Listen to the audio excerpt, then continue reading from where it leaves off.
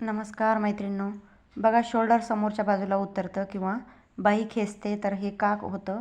तर ही आपली जी फिटिंग असते ती फिटिंग थोडेफार आपली चुकलेली असती किंवा आपण काटछाट करत नाही थोडंसं फिटिंगमध्ये, त्यामुळे मग शोल्डर समोर येतं किंवा बाही खेचते.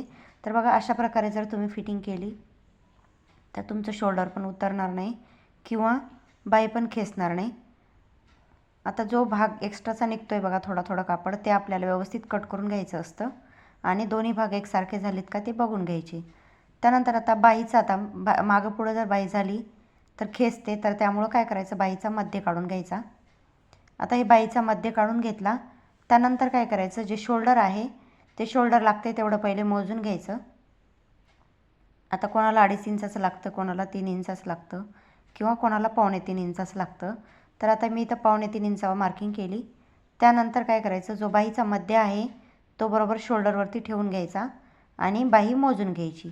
आता इथं बाही मोजल्यानंतर जी बाही उरते ना ती बाही उरू द्यायची, पण तिथूनच सुरुवात करायची. जी उरलेली बाही आहे तिथूनच सुरुवात करायची. असं जर केलं तर तुमचा मध्य आहे तो बरोबर शोल्डरवरती येतो आणि शोल्डरवरतीच मध्य येऊ द्यायचं आपल्याला. त्यामुळं काय होतं, दोन्ही बाहीचे बाजू असतात ना ते एकसारख्या होऊन जातात. आता हे पण समोरचा भाग उरलेला आहे बाहीचा, तो पण उरवायचा आणि नंतर कट करून घ्यायचा. जर तुम्ही असं जर नाही केलं आणि जो बाजूला जो उरलेला भाग आहे तो जर तिथून जर सुरुवात केली असती तर मग बाहीचा आपला समोरचा भाग जास्त झाला असता आणि मागचा भाग कमी झाला असता. तर बघा हे दोन्ही भाग काढलेले आहेत मी कट करून, आणि त्यामुळं काय होते, बाहीचा मध्य बरोबर बाहीवरती येतो आणि अशा प्रकारे आपली जर बाही केली तर मग फिटिंग एकसारखी येते. त्यानंतर आता काय करायचं बघा, आता बाही तर जोडून झालेली आहे. त्यानंतर फिटिंग कशी करायची बघा, जेवढं आपलं माप आहे तेवढं माप व्यवस्थित दोन्ही बाजूला व्यवस्थित ठेवून कट करून मार्किंग करून घ्यायची. आणि आता हे बाहीचं जेवढं माप आहे ते पण व्यवस्थित मध्य काढून मार्किंग करून घ्यायची. आणि अशा प्रकारे जर मार्किंग करून तुम्ही बाही जोडली तर बाही समोर खेचणार नाही किंवा मागे पण खेचणार नाही.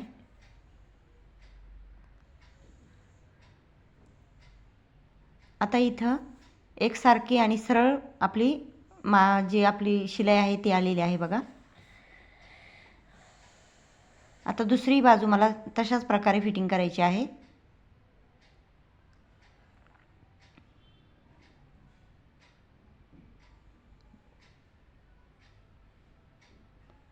आता बाही आपण दुसऱ्या बाहीवर जोडून घेऊयात. आता जी दुसरी बाही आपण मार्किंग केली होती त्या बाहीवर ही बाही आपल्याला जोडायची आहे आणि मार्किंग करून शिलाई मारून घ्यायची आहे. आता दोन्ही भाग मी एकसारखे जोडलेले आहेत बघा. आता आपण जे फिटिंगचा ब्लाऊज दिला होता त्या ब्लाऊजवरती मोजून पाहूयात.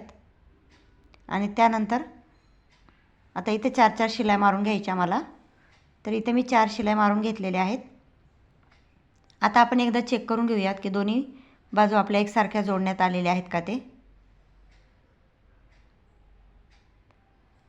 आता परत एकदा आपण थोडासा बाहीचा भाग असतो तो एकसारखा ओढून बघूयात, कोणती बाही कमी जास्त जर झाली नाही, मागचा भाग जास्त झाला किंवा पुढचा भाग जास्त झाला तर मग काय होतं, बाही खेचते मागच्या साईडला.